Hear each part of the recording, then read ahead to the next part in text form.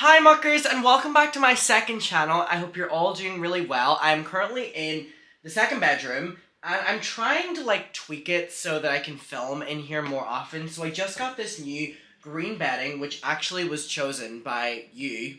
I appreciate that, on the Facebook group and on my Twitter. So I have it. I know it's really dark so you can't really see it. And then this stuff back here is actually my friend Rachel's, what she didn't bring whenever she moved out. So I just have that there, and I have a nice candle. Yankee Candle have actually released their new range of Christmas scents, and a Yankee Candle is so fucking expensive, by the way. I love my wax melts, because wax melts for me are just way more practical than an expensive candle, and I used to never say that. I always used to be candle over wax melt. Anyway, they're nice for the atmosphere, but it literally is like burning money, which is the same with wax melt, but I don't know why I've started on that rant. So I have a candy cane one, and it smells really minty and really great. But hi, I hope you're doing well. I don't know why I've lost my voice so much.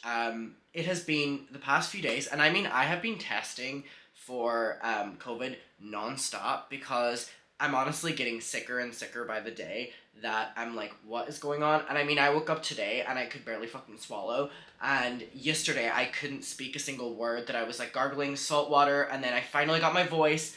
And then I went to the concert, and then I was singing the songs, because I'm not going to not sing the songs. I was also, sorry, I'm so sick right now. I was also front row, and it was just amazing. It was amazing, I wasn't going to not sing at the top of my lungs. So today, my voice and body are feeling the concert, whenever you come from a concert, but I also didn't feel well before that. But yeah, I have been testing every single day, and I am negative. I just think that I'm really run down, and I honestly think that this all stems from, I was really sick in New York, and I think that my immune system has just deteriorated since that, which is really weird because I'm actually probably at my peak healthiness right now. I'm drinking a lot of teas, I'm working out, I'm eating really clean, I'm eating all my vegetables, I'm eating my fruits and stuff, but I don't know, apparently my body prefers whenever I eat fucking McDonald's every meal. I'm excited for today's video though, because it's something that we talk about frequently on this channel, and I really want to go through these things together with you, talk about them. Should I show you my meet and greet photos from yesterday? So again, I met Rina Sawayama for a second time, and I'm meeting her for a third time on Wednesday, which I'm very, very, very excited for. And here were the meet and greet photos. So this was the first one. Now, this is the exact photo that we did whenever I met her in Dublin last year. We did this holding up our middle fingers because we're so fucking cool. And then we had this one where we were like that. And then this one where we were literally just briefly talking. Let me tell you, I met her, like I told you, in Dublin last year. Here's the photo that we recreated. And that meet and greet, I hate meet and greet culture, I'm gonna be honest. They're so stressful and you're always disappointed.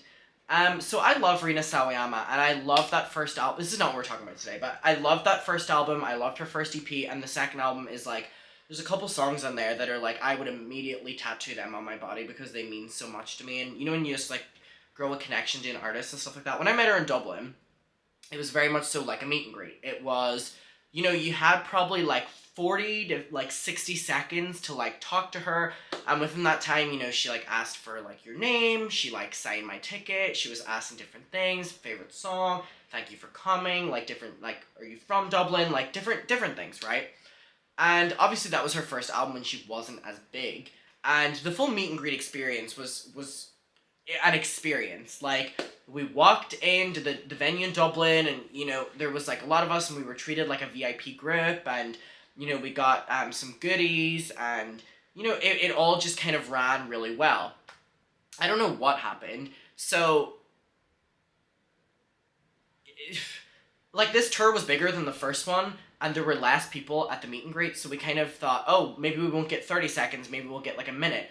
No, so yeah, there was 9 people in meet and greet, whereas last time there was probably 20 to 30 people, and which is weird because when there was less people, or when there was more people, we got more time with her, but when there was less, it was almost as if they just didn't care about meet and greet, and they were just which is really annoying and frustrating because her meet and greet was a lot more expensive this tour than last tour.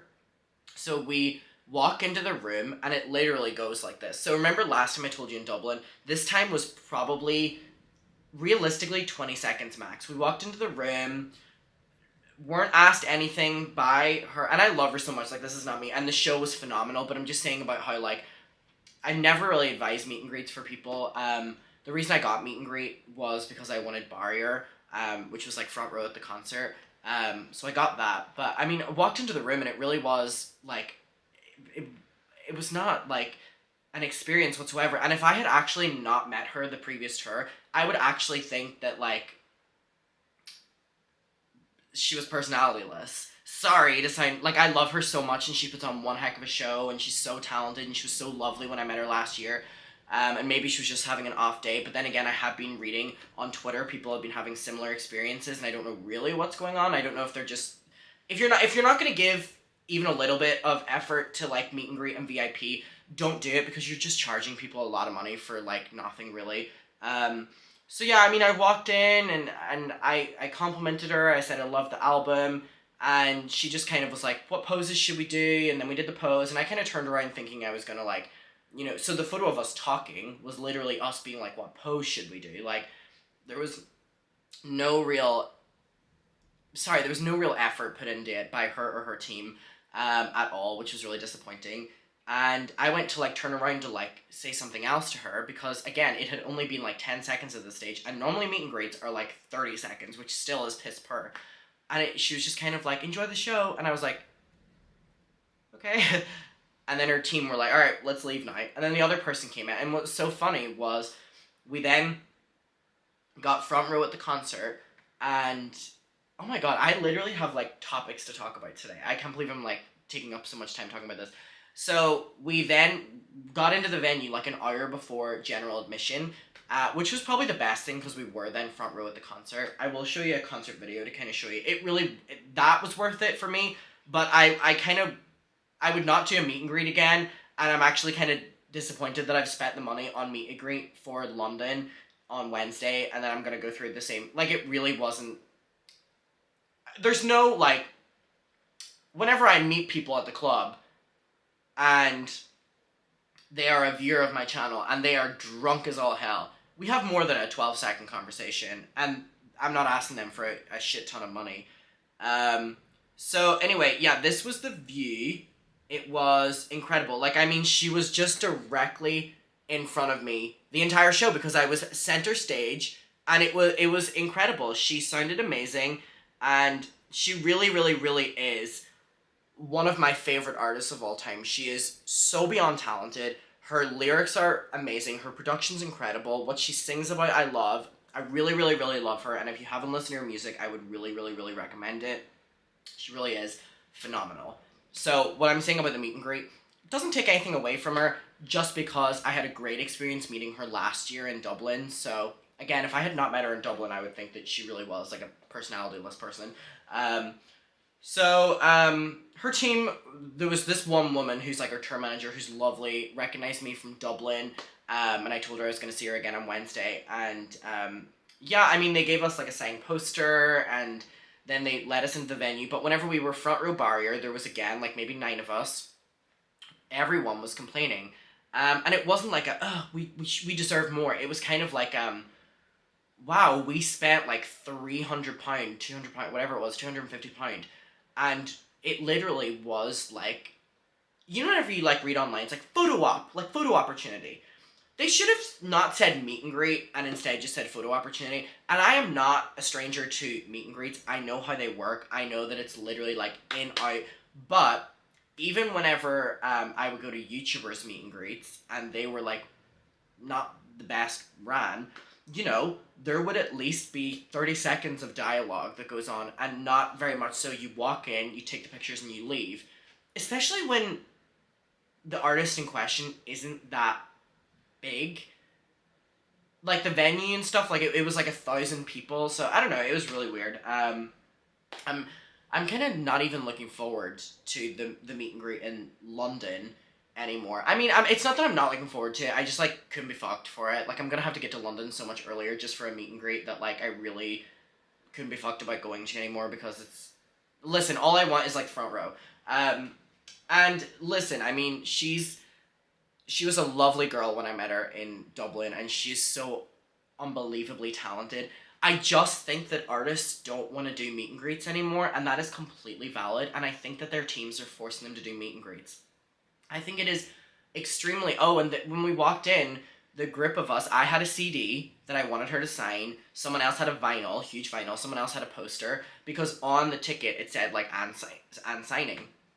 And last her, we got things signed. Like, I didn't bring anything, so she signed my ticket, and she was signing people's arms or whatever. The tour manager, who's the lovely woman, goes, absolutely no signing anything, and I know that you're all holding stuff, so I'm going to go around each and every one of you, and I want you to verbally tell me that you're not going to, like, put her in the position where she then has to sign something, which was weird.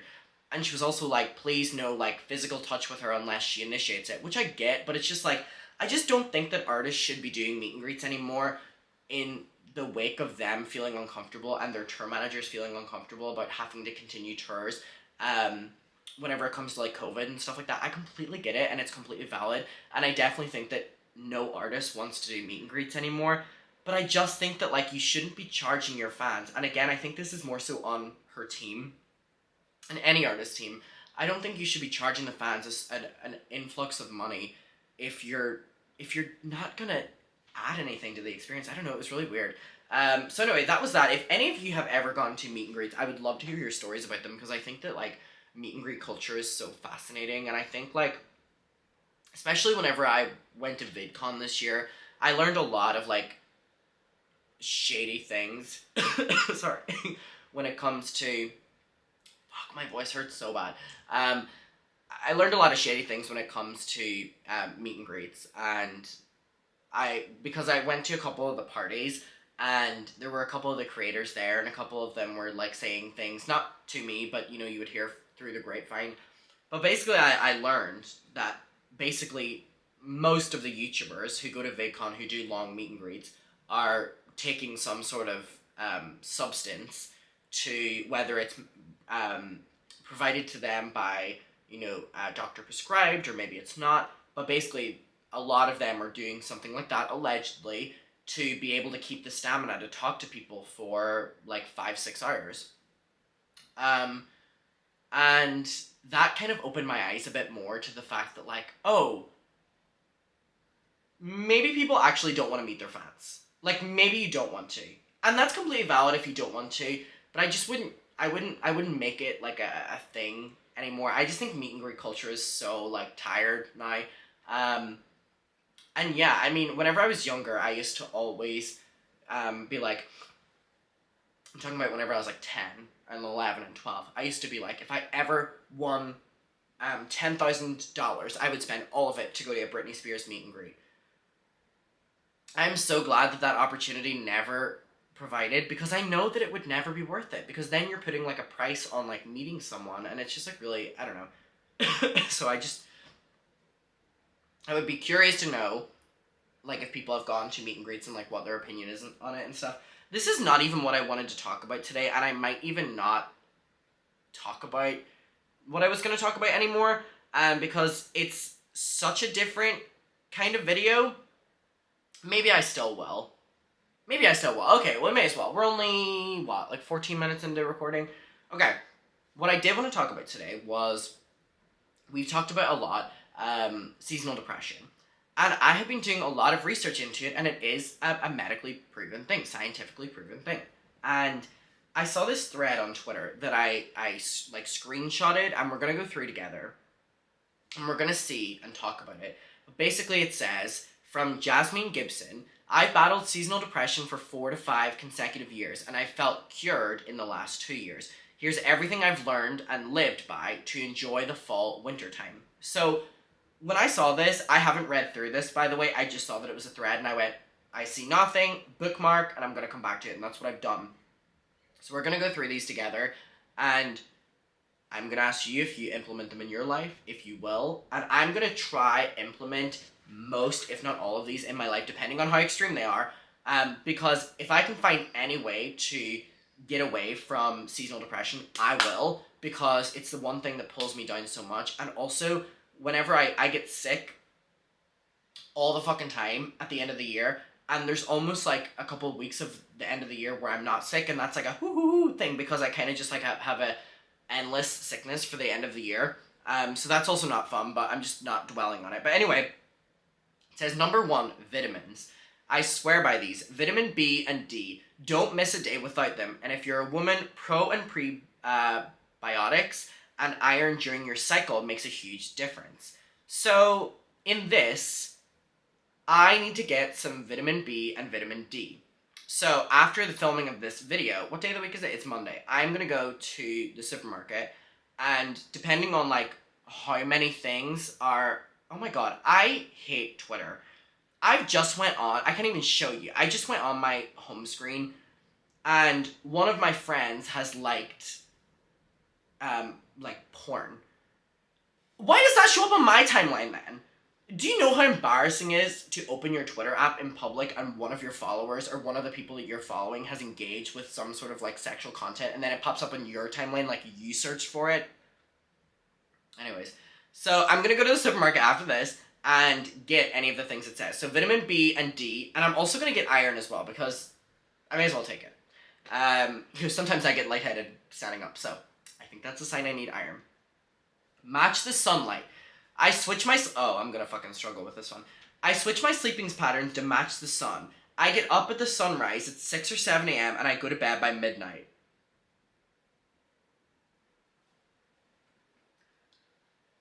Babe, I just don't think I can do that. I'm not even being dramatic. I do not think I have it in me to ever do that. Waking up at 6 a.m. and going to bed by midnight? Here's the thing. I can't do this because for some reason I cannot be creative when it's bright outside. And the reason for that is because I think that if it's bright outside that I should be spending my time doing something outside. So whenever I'm awake and it's darkness, I love filming videos, I love doing my emails, it sounds so weird, but I love, that's the time I do my taxes, I do my VAT returns and stuff. That's my hours to do shit when it's black outside. So I don't know about that one. 6 and 7, here's my thing as well. It's like, I have become quite a boring person. I don't really go out with my friends that often, but if we were to go out, if my friends were to land on me and be like, we're gonna go out tonight, it's gonna be such an exciting thing, and I'm living on a fucking 6 a.m. to midnight, I won't be able to go because I'll be exhausted. I don't know about that one. I don't know if that one's for me. But I understand that that's one of the biggest things as well, is seeing sunlight, because a big thing about seasonal depression is if you're living in an eternal darkness, in many ways, it reflects and you're not seeing sunlight and you need it. So maybe I'll just take more vitamin D. I don't know. The next one is avoid getting sick. Thank you. This one is hard, clearly. So you have to fight for your joy and your health. Take elderberry gummies, do saltwater gargles, and drink warm lemon water daily. Ooh, warm lemon water sounds fucking disgusting. I actually, as a child, would nearly gag at the thought of my nana making me gargle salt water.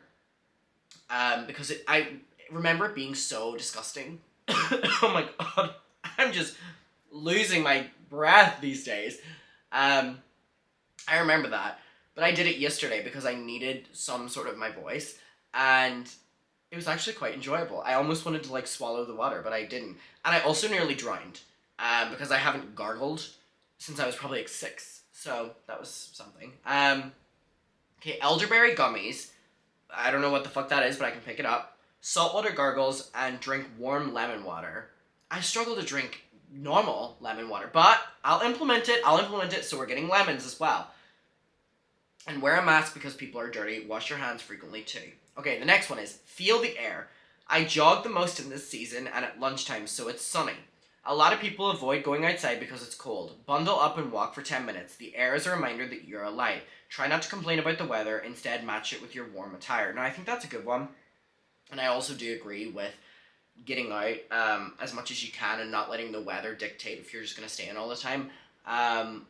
I definitely think I'm going to apply that one in my life. And I think as well, that'll inspire me to get the dogs a coat. If it's just a rainy night, getting the dogs a coat and getting me a coat and we go out. Or if it's really, really, really cold, Then we don't go out, but like, it's not really, really, really cold every single day. It is for like a couple days of the week. So I do agree with that. And also just like getting out. Sometimes for me, all that I can do in the day is like go out on my balcony or open the window and stuff like that. But that's not the same as like going on a walk and you know, experiencing the air and it being completely around you and not being able to just walk back inside. So I definitely think I'm going to do that one. The next one says, use your home.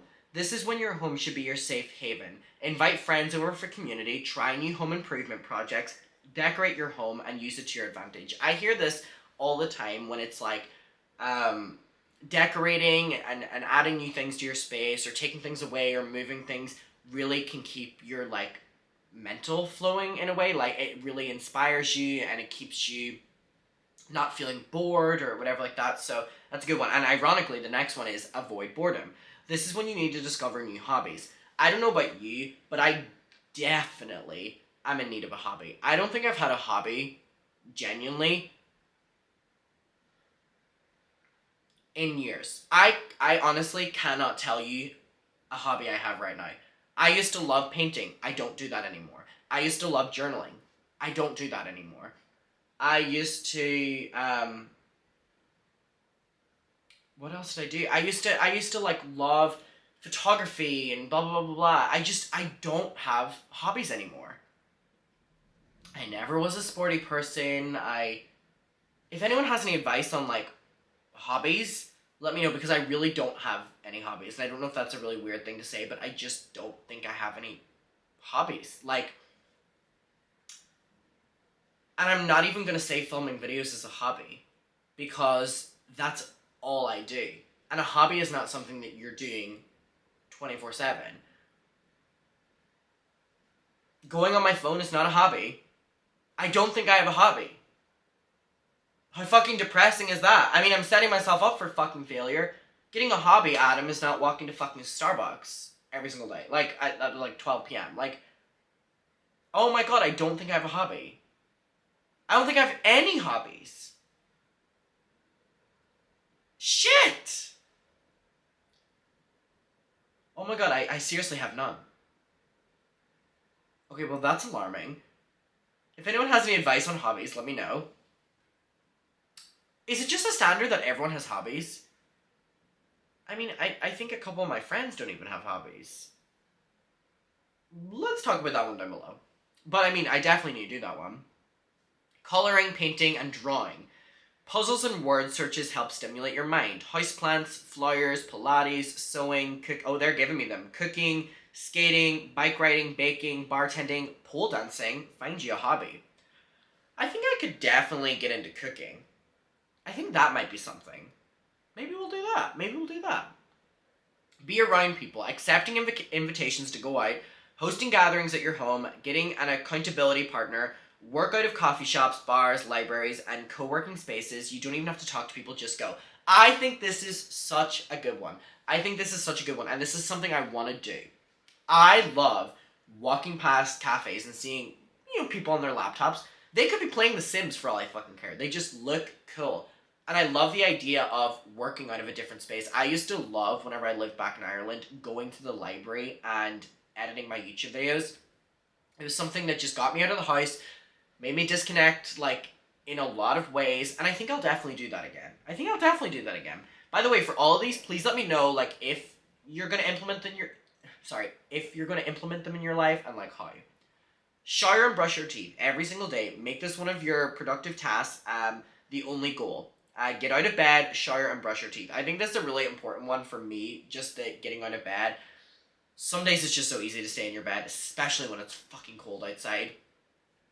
Okay, I have 4 minutes left of recording time, which is great because we only have 2 more left. Easy meals. You don't have to eat the healthiest, but you need to eat, so get easy meals. Frozen meals that can be microwaved are easiest. Next up is salads and smoothies. If you can, order out once a week to relieve yourself of extra responsibility. I think I've always ate, like, frozen meals, so I'm not even gonna act like that's a new one for me. Seasonal depression is rough. Once you acknowledge that you want to feel good and you want to fight for your life, health, the above becomes easier. Take care of yourself and connect with your family, friends, and therapists, sending you all love. Okay, I think that was really almost encouraging to read. I don't know. I think it's just super validating when people talk about something that you know that you have been going through. And I've been fucking preaching from the heavens above that I have been consistently struggling during this time of year. Not so much right now, knock on wood, but I know that eventually, like, it will come. It will come, and I'm not being a Debbie Downer, I'm just being honest. And I think it's important to be fucking honest when it comes to your mental health. So it is really validating hearing these things, and I'm definitely going to go to the supermarket and get a couple of these things, and also just try to implement them in my life, and maybe it'll become like a vlog series, even like here to like inspire me to keep up with it. Let me know what things you do that are on here, what things that were on here that you want to try starting doing. I don't know, this was super fun to sit down and talk though, and I really did want to go through that, and it's super topical, considering we talk about this all the time, and like, reading your comments is so fucking validating about that as well, because just hearing that other people, as much as I don't want you to go through it, hearing other people go through what you're going through as well is incredibly just, like, it makes you feel that, like, okay, it's not great what I'm going through, but others are going through it as well, and we're all going to get through it, that kind of thing. But let me know. We'll talk about it. I love you. Thank you for watching, and I will see you later. Bye. Mwah.